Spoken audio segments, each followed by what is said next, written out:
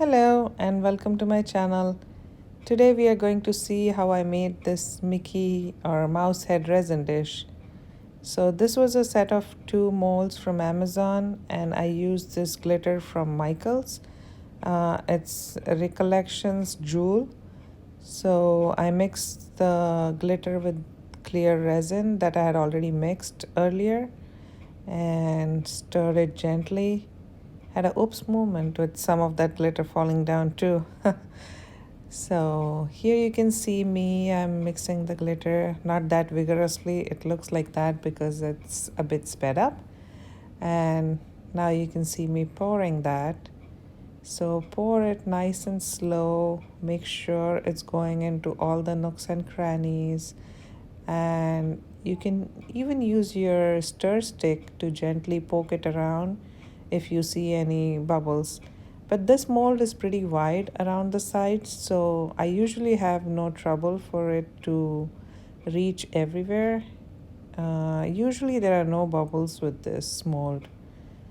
And there it is. I used a little lighter and got rid of the bubbles. Make sure you don't do that towards the edge, otherwise it sticks to the mold. I thought that it was a little more transparent looking, so I sprinkled some more glitter on top. After curing for a day, about 18 to 20 hours, I demolded this. I like to do this in the sun because you'll find out in a moment why. Let's see.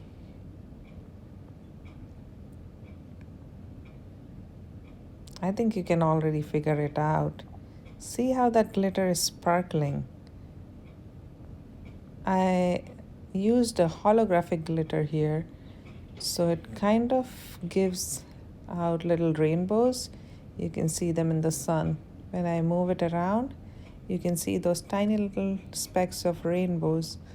And this glitter has little stars and all different kinds of shapes in it.